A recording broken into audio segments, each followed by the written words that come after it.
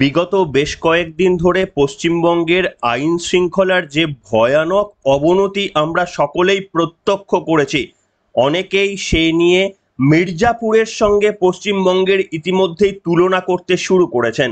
যে সিনেমাতে মির্জাপুরে আমরা দেখেছিলাম আইনের শাসন নেই, সেখানে ভয়ঙ্কর রকমের দুষ্কৃতিকারীদের তাণ্ডব এবং রাজনৈতিক নেতাদের সঙ্গে দুষ্কৃতকারীদের একটা আঁতাত, সেটাই কার্যত মির্জাপুরে যা প্রতিফলিত হয়েছিল। অনেকেই দাবি করছিলেন পশ্চিমবঙ্গের আইন শৃঙ্খলার অবস্থা নাকি অনেকটা সেই রকমেরই। আর এই যখন আবহ, তখন ভাবুন পশ্চিমবঙ্গের না বিরোধী দল না শাসক দল, দুই দলের পক্ষ থেকে রাজনৈতিকভাবে কোনো পদক্ষেপেরই কথা জানানো হচ্ছিল না।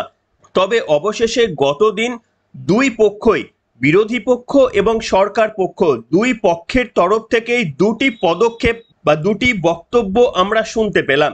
প্রথমত শাসক পক্ষ, রাজ্যের মাননীয় মুখ্যমন্ত্রী মমতা বন্দ্যোপাধ্যায় মুকেশ আম্বানির ছেলের বিয়েতে উড়ে যাওয়ার আগে যে মুকেশ আম্বানি আদানির সঙ্গে মোদির যোগসাজশের বারবার কথা বলা রাজ্যের মুখ্যমন্ত্রী, তিনি আবার ইনভিটেশনে যাচ্ছেন মুকেশ আম্বানির ছেলের বিয়েতে, এবং তার ঠিক প্রাক্কালে রাজ্যের মুখ্যমন্ত্রী নীরবতা ভাঙলেন।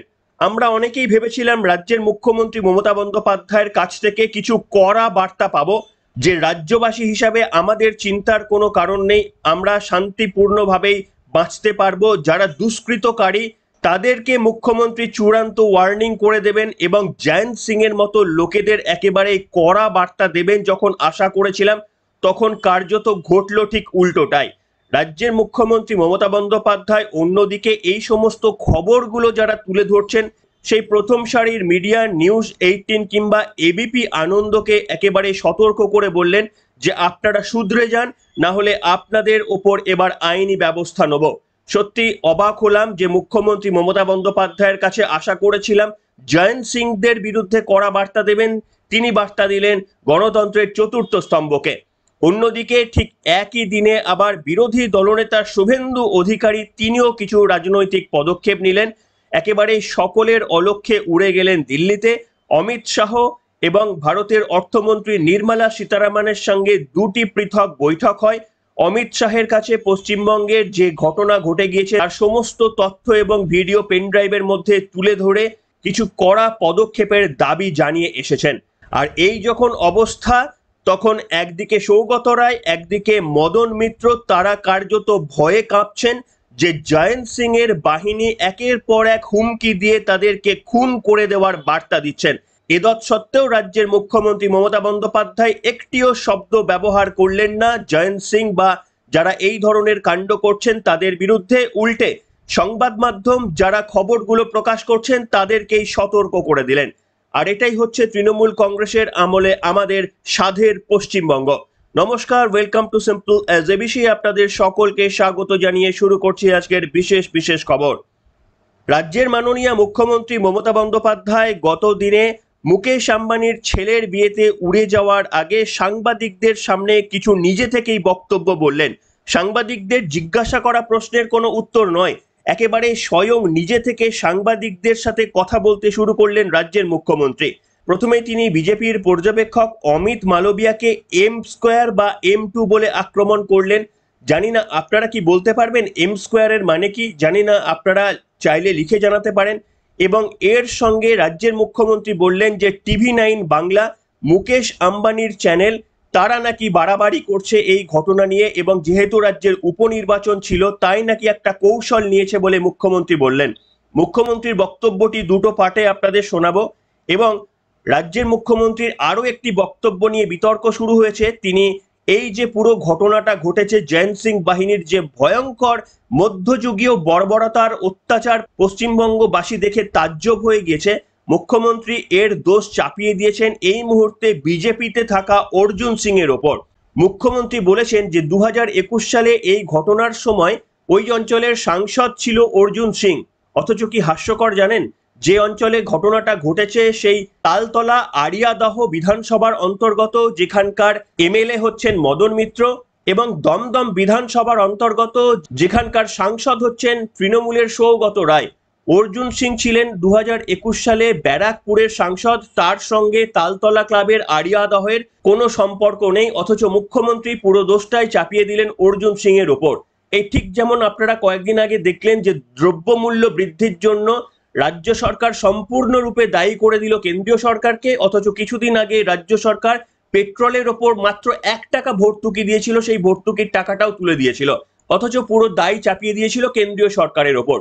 ঠিক তেমনি ভাবেই আরো একবার কি সুকৌশলে মুখ্যমন্ত্রী বিজেপির ওপর দায় চাপানোর চেষ্টা করলেন রাজ্যের আইন শৃঙ্খলা মুখ্যমন্ত্রীর হাতে, অথচ তিনি দায় চাপানোর চেষ্টা করলেন বিজেপির অর্জুন সিং এর ওপর, যে অর্জুন সিং ওই এলাকার সাংসদই নন। আর রাজ্যের মুখ্যমন্ত্রী হয়ে এই তথ্য কি তার কাছে ছিল না? উঠছে প্রশ্ন। মুখ্যমন্ত্রীর বক্তব্যের প্রথম পার্টটা আপনারা শুনুন। আমি আপনাদের একটা কথা বলি, কয়েকটা টিভি চ্যানেল খুব ভুলভাল উল্টোপাল্টা বিজেপির কথায় এম স্কোয়ার, অর্থাৎ ওদের একজন মালভিয়া আছে। এম স্কোয়ার বলতে আমি কি বোঝাচ্ছি আপনারা বুঝে নিতে পারছেন। যা কীর্তি করেছে, কীর্তি ও কেলেঙ্কারি, যা বাংলা সংস্কৃতিতে খাপ খায় না। বাংলা কেন, দেশেরও নয়। 2021 সালের একটা ঘটনা নিয়ে কোন একটা টিভি চ্যানেল, যদিও এটা মুকেশজির TV channel, I am sorry to say, এখানে আমি কোনো কম্প্রোমাইজ করি না। 21 সালের ঘটনা নিয়ে আমার ইলেকশন ড্যামেজ করবার জন্য গত 72 ঘন্টা ধরে একতরফা ভাবে একই নিউজ দেখিয়ে গেছেন, অথচ সেই সময়টা অর্জুন সিং ওখানকার এমপি ছিলেন এবং যারা করেছিল তারা কিন্তু অ্যারেস্ট হয়ে এখনো জেলে আছে। যেমন আমি আজকে একটা ঘটনা দেখলাম ভাইরাল করছে, রানীবাদে একজন মারা গেছে, সব মৃত্যুই দুর্ভাগ্যজনক। আমি খোঁজ নিয়েছি, নিয়ে জানতে পারলাম ওটা একটা ফ্যামিলি ম্যাটার, পার্সোনাল এনিমিটি। সেটাকেও ইট ইজ নাথিং পলিটিক্যাল, তাও পুলিশ যে অ্যাকশন নেয়, পুলিশ অ্যাকশন নেবে, এটা পুলিশের ডিউটি। গত পরশুদিন একটা, দেখুন এতগুলো ইলেকশন হয়ে গেল, এতগুলো বুথ, মাত্র একটা বুথে একটা ইনসিডেন্ট নিয়ে এবিপি আনন্দ সারাক্ষণ কাল 24 ঘন্টা ধরে দেখিয়ে গেছে, আর কোনো খবর নেই। শুনলেন বন্ধুরা, এ এক অদ্ভুত কাণ্ড। রাজ্যের মাননীয় মুখ্যমন্ত্রী, প্রশাসনিক প্রধান, তিনি জানেন না 2021-এ অর্জুন সিং ব্যারাকপুরের সাংসদ ছিলেন এবং দমদমের সাংসদ ছিলেন তাদেরই দলের বর্ষিয়ান নেতা সৌগত রায়, যিনি এখনো কিছুদিন আগে সেই অঞ্চল থেকে আরো একবার জয়ী হয়েছেন। এবং সবথেকে বড় ব্যাপার হচ্ছে, এই সৌগত রায় তিনি থ্রেট কল পাচ্ছেন, তিনি ভয় পাচ্ছেন যে তাকে হুমকি দেওয়া হচ্ছে, রাত 2টোর সময় ফোন করে অর্জুন সিংকে ছেড়ে দিতে হবে, না হলে তাকে গুলি করে মেরে দেওয়া হবে।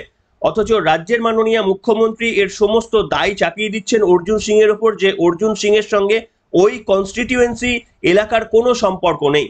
এমনকি যে তালতলা ক্লাবের এই ভিডিও প্রকাশ্যে এসে গোটা পশ্চিমবঙ্গবাসীকে কার্যত চমকে দিয়েছিল, যেখানে একজন তরুণ বা তরুণীকে চ্যাংদোল্লা করে মধ্যযুগীয় বড় বড় অত্যাচার চালানো হচ্ছে, সেই অবস্থায় মদন মিত্র, সেখানকার যিনি এমএলএ ছিলেন, যে আড়িয়াদহ কামারহাটির মধ্যে পড়ে, সেই মদন মিত্রকেও গতকাল হুমকি ফোন দেওয়া হয়েছে। সৌগত রায়ের পাশাপাশি তাকেও বলা হয়েছে যে তুই গুন্ডাদের বিরুদ্ধে মুখ খুলছিস, তোকে গুলি করে মেরে দেব। আসুন দুটো অডিও আপনাদের শোনাবো। বলছে তৃণমূলের সাংসদ, তৃণমূলের এমএলএ ওই অঞ্চলের, তারা কার্যত ভয় পাচ্ছেন যে তাদেরকে খুনের হুমকি দেওয়া হচ্ছে, অথচ রাজ্যের মুখ্যমন্ত্রী মমতা বন্দ্যোপাধ্যায় তিনি জয়েন্ট সিং বাহিনীর বিরুদ্ধে একটি বক্তব্য না বলেও তিনি মিডিয়ার বিরুদ্ধে তোপ দাগলেন। এটাই হচ্ছে পশ্চিমবঙ্গের শাসনের পরিচয়। আপনাদের ছোট্ট করে অডিও কলে শোনাতে চাইবো যে মদন মিত্র এবং সৌগত রায় দুজনা কি বলেছিলেন। ছোট্ট অডিও কলগুলো শুনুন। জয়ন্ত সিংকে না ছাড়াস তাহলে তোকে গুলি করে দেব। তুই বলছেন? তুই। আমি ওকে পাল্টা বললুম তুই কিছু করতে পারবি না, ইত্যাদি ইত্যাদি, কেটে দিলুম। তারপর 3:27 আবার ফোন এলো, ওই একই গলা, কিছু বিকৃত ভাষায় বলল, আমি ঠিক বুঝতে পারলুম না। আবার বলল যে তোকে গুলি করব। আমি যা পারিস। কিন্তু কি বলছে, ফোন করে বলছেটা কি? যদি আমায় জিজ্ঞেস করেন আমি খুব ভয় পেয়ে গেছি বা আমি খুব বিরাট গুরুত্ব দিচ্ছি, সেরকম কোনো ব্যাপার নয়। এসব গুন্ডাদের আমরা চিনি। এটা কারা গুন্ডাদের চ্যানেল বলছেন? এদের মানে এই ধরনের যারা গুন্ডা, আমি প্রথম বলছি, সৌগত রায়কে যে থ্রেট কল এলো তার লোকেশন টাওয়ার লোকেশন করলেই পুলিশ পেয়ে যাবে, এবং সে কত নম্বর থেকে। আমি যদি ধরেই নি জেন করছে বা জেনের কেউ, তাহলে জেন তো জেলের ভেতর থেকে তো মমতা ব্যানার্জির আমলে এই ধরনের ঘটনা ঘটতে পারে না, কারণ আমরা যথেষ্ট হোম ডিপার্টমেন্ট বা জেল সবই জেলের ভেতর থেকে যদি না হয়, তাহলে সৌগত রায়কে ফোন কে করলো? এবং সৌগত রায়কে ফোন করার পরেই যে পরের দিনেই, যেদিনই সৌগত রায় বললেন আমার কাছে থ্রেট কল এলো, এবং থ্রেট কলের মূল ভাষা হচ্ছে তুই আর বাঁচবি না, তোকে মেরে দেবো, তুই কামারহাটি কাণ্ডে তুই মুখ খুলেছিস, তুই মানে গুন্ডাদের বিরুদ্ধে। তখন আমি কোনো কথা না বলে আমি চুপ করে, আমি না আসলে রেকর্ড করতে পারি না, এটা আমার ব্যর্থতা। তো আমি আর রেকর্ড না করে ফোনটা রেখে দিলাম। আমি জানলাম ওরা টোপে পা দেবে, একটু যদি টোপে পা দেয় সকাল সকাল তাই, কিন্তু ওরা এত সকালে করেছে 7:38 আবার করেছে। থ্রেট কলটার সঙ্গে একবারই কথা হয়েছে? কথা একবারই হয়েছে। ফোন কতবার করেছে? ফোন করেছে দুবার, 46 সেকেন্ডের কথা একবার হয়েছে। আমি মানে খালি বলেছি কে বলছেন, এরকম ভাবে কথা বলছেন কেন, কে বলছেন আপনি? আমি খুব ভদ্রভাবেই বলেছি। শুনলেন বন্ধুরা, যে অঞ্চলে এই ঘটনা ঘটেছে তার এমএলএ এবং এমপি দুজনকেই খুনের হুমকি দেওয়া হয়েছে। সেখানে রাজ্যের মাননীয় মুখ্যমন্ত্রী অন্তত তাদের পাশে দাঁড়াতে পারতেন, কড়া বার্তা দিতে পারতেন যে যারা এই ধরনের খুনের হুমকি দিচ্ছেন তাদেরকে ছেড়ে কথা বলা হবে না, আইনের কড়া শাসনের আওতায় তাদের আসতে হবে। যখন আমরা এই ধরনের কিছু এক্সপেক্ট করেছিলাম, সম্ভবত মদন মিত্র কিংবা সৌগত রায় তারাও এক্সপেক্ট করেছিলেন, কিন্তু রাজ্যের মুখ্যমন্ত্রী কাদের দায়ী করলেন এই ঘটনার জন্য? সম্পূর্ণরূপে দায়ী করলেন এবিপি আনন্দ, নিউজ 18 এবং আরো সমস্ত বাংলা নিউজ চ্যানেলগুলোর ওপর। বললেন যে এই সমস্ত পুরনো ভিডিওগুলোকে কেন দেখানো হচ্ছে বলে কার্যত প্রশ্ন তোলার চেষ্টা করলেন মুখ্যমন্ত্রী। অথচ কি হাস্যকর ব্যাপার ভাবুন যে 2021 সালের এই ঘটনা ঘটার 3 বছর পেরিয়ে গেলেও রাজ্যের পুলিশ প্রশাসন, যেখানে মুখ্যমন্ত্রী মমতা বন্দ্যোপাধ্যায় পুলিশ মন্ত্রী তথা মুখ্যমন্ত্রী, কোনো ব্যবস্থা নেননি। তাই যখন এই ভিডিও ভাইরাল হওয়ার পরই কার্যত পুলিশ প্রশাসন ব্যবস্থা নিল। তাই আমরা এক্সপেক্ট করেছিলাম যারা এই ভিডিওগুলোকে ভাইরাল করেছেন পুলিশ প্রশাসনের তরফ থেকে হয়তো তাদের সংবর্ধনা দেওয়া উচিত, যে আপনারা এই ভিডিওগুলো আনলেন বলেই দুষ্কৃতীদের আমরা চিহ্নিত করতে পারলাম, আমরা তাদেরকে আইনের আওতায় এনে শাস্তি দেওয়ার সুযোগটা পেলাম। অথচ যাদের সংবর্ধনা দেওয়া উচিত তাদের অনেকেরই বিরুদ্ধে পুলিশ আইনত ব্যবস্থা নিচ্ছে যে কেন তোমরা এই সমস্ত ভিডিও ভাইরাল করেছেন। এবং তার প্রতিফলন কার্যত মুখ্যমন্ত্রী মমতা বন্দ্যোপাধ্যায়ের বক্তব্যেও আমরা শুনলাম, যেখানে মুখ্যমন্ত্রী পরিষ্কারভাবে প্রথম সারির সংবাদ মাধ্যমদের বলছেন যে আপনারা এই সমস্ত ভাইরাল করেছেন। রাজ্যের মুখ্যমন্ত্রী মমতা বন্দ্যোপাধ্যায়ের গতদিনে বলা দ্বিতীয় পার্টটি আপনারা শুনুন, যেখানে এবিপি আনন্দকে তীব্র আক্রমণ করেছেন তিনি। একটাই খবর, তৃণমূল দেখলেই জব্বর খবর। আর যে মানুষগুলো শান্তিপূর্ণভাবে ভোট দিল, একটা মানুষ ভুল করতে পারে, হাজারটা নয়, সেটাও মানুষ নয়। আমি বলবো যদি কেউ করে থাকে তার বিরুদ্ধে অ্যাকশন হবে। 29 জন অ্যারেস্ট হয়েছে, চোখ নেই কান নেই, দেখতে পায় না। কয়েকটা টিভি চ্যানেল বাড়াবাড়ি করে উত্তেজনা চলাচ্ছে, প্ররোচনামূলক বিবৃতির মাধ্যমে লোককে মিসলিড করছে, ভুল বোঝাচ্ছে, আর অপসংস্কৃতির কাণ্ডারি হয়ে এরা মোদি মিডিয়া হয়ে গেছে। আমি আপনাদের বলবো, আপনাদের কিছু ক্রস চেক করার থাকলে, নবান্ন তো আমাদের সবাই থাকে, আমরাও থাকি, আপনারা ক্রস চেক করে নিন, পুলিশের কাছে ক্রস চেক করে নিন যে অ্যাকচুয়াল কি ঘটনা ঘটেছে। এমনকি পুলিশ যখন বলছে, ইনফরমেশন দিচ্ছে, তখনও সেটাকে আপনারা ক্যারি করছেন না, just one sided news carry হচ্ছে। কারণ তা নাহলে বিজেপি আপনাদের ইনকাম ট্যাক্স রেড করবে, সিবিআই রেড করবে, ইডি রেড করবে। এটা দীর্ঘদিন চলতে পারে না। এটা আমি আপনাদের কাছে আবেদন জানাচ্ছি এখন। এরপর যদি আবেদনে কান না হয় তখন আমি আইনের পথ দেখব। সরি, এটা আমায় বলতে আমি বাধ্য হলাম, তার কারণ ইলেকশনটাকে সামনে রেখেই নিউজ 18-এর এই প্ল্যানটা ছিল, এবং ইলেকশনটাকে ড্যামেজ করার জন্য এবিপি আনন্দের প্ল্যানটা ছিল। আর কতগুলো টিভি চ্যানেল আছে যাদের নাম আমি করতে চাই না, নাম করলে কষ্ট লাগে, তাদের পাবলিসিটি হয়।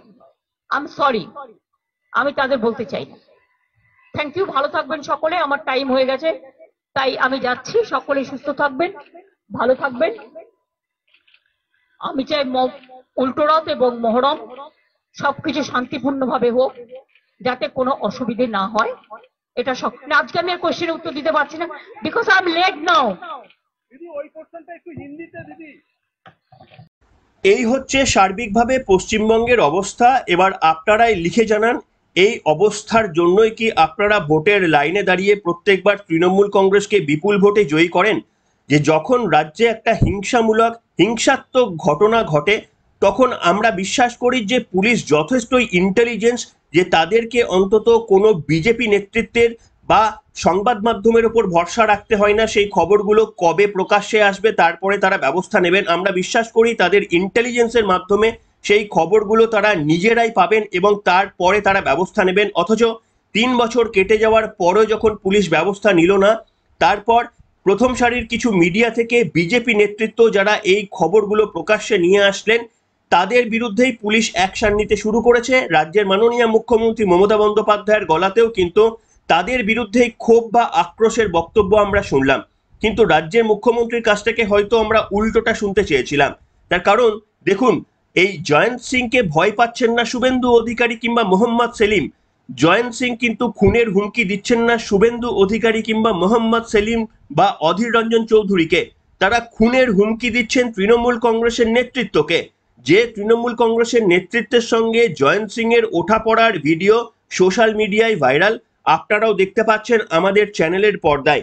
সেই জয়ন্ত সিং এবং তাদের বাহিনী যারা প্রথাগতভাবে তৃণমূল কংগ্রেসের ভোট করান বলে বিরোধীদের তরফ থেকে দাবি করা হয়, এই জয়ন্ত সিংদের বিরুদ্ধে মুখ্যমন্ত্রীর কাছ থেকে কোনো কড়া বক্তব্য আমরা পেলাম না। উল্টে সংবাদ মাধ্যম, গণতন্ত্রের চতুর্থ স্তম্ভ, যাদের কাজই হচ্ছে এই সমস্ত ঘটনাগুলোকে চোখের সামনে নিয়ে আসা, এবং দেখুন তারা চোখের সামনে নিয়ে এসেছে বলেই তো এবার পুলিশ তাদেরকে গ্রেপ্তার করার সুযোগ পেল। তা সত্ত্বেও রাজ্যের মাননীয় মুখ্যমন্ত্রী তথা পুলিশ মন্ত্রী একেবারেই দুষলেন সংবাদ মাধ্যমকে। অর্থাৎ কি চাইছেন, যে এই ধরনের ঘটনা ঘটুক, চাপা পড়ে যাক, কিন্তু প্রকাশ্যে যেন না আসে। রাজ্যের মাননীয় মুখ্যমন্ত্রী কি এমনটাই চাইলেন? না হলে যারা এটাকে ভাইরাল করে প্রশাসনকে সুবিধা করে দিলেন, তাদেরকে সংবর্ধনা দেওয়ার বদলে তাদেরকেই দুষলেন রাজ্যের মুখ্যমন্ত্রী। তাহলেই বুঝুন যে এর পরবর্তীকালে এই ধরনের ঘটনাগুলো ঘটবে, কিন্তু প্রকাশ্যে আসবে না। রাজ্যের মুখ্যমন্ত্রী এই ঘটনাগুলো সম্পর্কে কোনো নিন্দা করলেন না, বললেন না যে মারাত্মক ঘটনা ঘটেছে, এই ঘটনাগুলো দেখে আমিও চমকে গেছি, এই কথা মুখ্যমন্ত্রীর কাছ থেকে শুনলাম না। অথচ তিনি দুষলেন যে কেন এগুলোকে ভাইরাল করা হচ্ছে। অর্থাৎ ঘটনাগুলো ঘটুক, কিন্তু ভাইরাল না করলেই হলো, মানুষ চোখের সামনে দেখতে না পেলেই হলো। তার কারণ ভোটের লাইনে মানুষ এগুলো দেখলে হয়তো অন্যরকম ভাবে ভোট দিতে পারে। তাই কি রাজ্যের মুখ্যমন্ত্রী চাইলেন যে এই ঘটনাগুলো যেন ভাইরাল না হয়? তাহলে বলুন তো, গণতন্ত্রের চতুর্থ স্তম্ভকে পশ্চিমবঙ্গ থেকে আপাতত সরিয়ে দেওয়া উচিত। তৃণমূল কংগ্রেস যতদিন ক্ষমতায় থাকবে, গণতন্ত্রের চতুর্থ স্তম্ভকে আপাতত সরিয়ে দেওয়া উচিত। তার কারণ এই ধরনের কাজগুলো, দায়িত্বগুলো গণতন্ত্রের চতুর্থ স্তম্ভের ওপর পড়ে, যে এগুলো তারা প্রশাসনের দৃষ্টি আকর্ষণ করবেন। কিন্তু প্রশাসনের দৃষ্টি আকর্ষণ করলে রাজ্যের মুখ্যমন্ত্রী আবার রেগে যাচ্ছেন। যাই হোক, এর সমাধান কি বলতে পারবো না। আপনাদের কাছে কোনো সলিউশন থাকলে নিশ্চিতভাবে লিখে জানাবেন। তবে হ্যাঁ, যারা এই সমস্ত বাঘেদের পিঠে চেপে রাজনৈতিক বৈতরণী পার করেছেন, তারা কিন্তু এবার খুনের হুমকি পেয়ে যথেষ্টই অস্বস্তিতে। আপনাদের মন্তব্য যে কোনো বিষয় প্রসঙ্গে লিখে জানাবেন। এখনকার মতো এখানে শেষ করলাম।